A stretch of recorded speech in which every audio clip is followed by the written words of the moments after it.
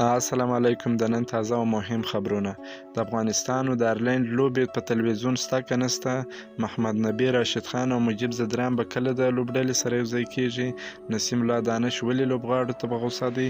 ویډیو تر اخره وګورئ. که په چینل کې نوي یاست چینل در سره سبسکرایب کړئ. ملي سپورټ ته د رسیدلو معلوماتو له مخې مجیب رحمان او محمد نبي به د روانې جنوري میاشتې پر 12مه نیټه د ملي لوبډلې سره یوځای شي، خو راشد خان به سیډني کې د ایډلیډ سټرایکرز له لوبې وروسته د روانې جنوري میاشتې پر 12مه د ملي لوبډلې سره یوځای شي. د آیرلینډ او اماراتو لوبې په ژوندۍ بڼه په تلویزیون خپریږي. 450 ورځې سیالۍ به په انګلستان، آیرلینډ، هند، عربي امارات، امریکا او کاناډا کې کرکټ مینوالو ته په ژوندۍ بڼه وښودل شي.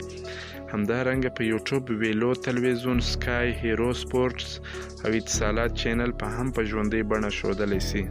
که څه هم افغانستان خپل 15 کلن تلویزیوني حقوق په نږدې 2.5 میلیونه ډالر په بنګلادیشي شرکت TSM پلورلي دي، خو لا هم یې نړیوال هم د اوسني سیریز په څیر معلوم نه دي.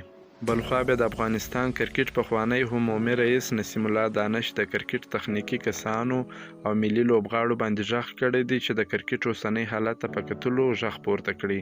نسیم الله دانش وایي که د کرکټ په اداره او رهبرۍ کې سمون او بدلون رانسي، بیرته د جوړېدو څخه به ولویږي.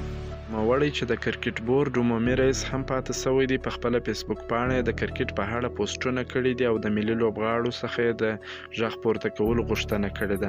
هغه لیک د افغانستان د کرکټ تخنیکي ملګرو او ملي لوبغاړو څخه هیله کوم او پرې غږ کوم چې د کرکټ اوسنی حالت ته په کتو خپل غږ پورته کړي، ځکه دوی هم د کرکټ پرمختګ کې مهم رول لرلی دی.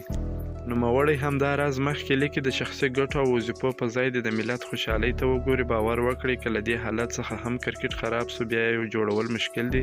خپل مسؤلیت باید هر یو ادا کړي، کنه بیا به تاسو هم ګرم وبلل شئ.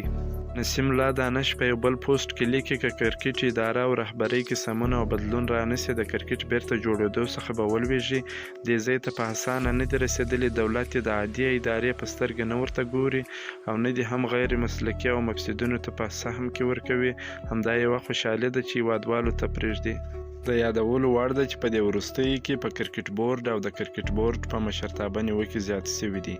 تر ډیره پورې ویل کېږي چې د کرکټ بورډ عمومي رئیس فرهان یوسفزی په خپل شخصي کاروبار کې مصروفه وي او د کرکټ اداره یو څو کسانو ته سپارلې ده چې هغه پیراشوټي په کرکټ بورډ کې مقرر کړي دي. دا او د نسیم الله دانش نظر. ستاسو نظر څه دی؟ لاندې په کمنټ کې راته ولیکئ. دا زموږ د نن ورځې لنډ او مهم خبرونه. که مو ویډیو خوښه شوې ویډیو در سره لایک کړئ. که په چینل کې نوي یاست چینل هم در سره سبسکرایب کړئ. تر بیا د الله په امان.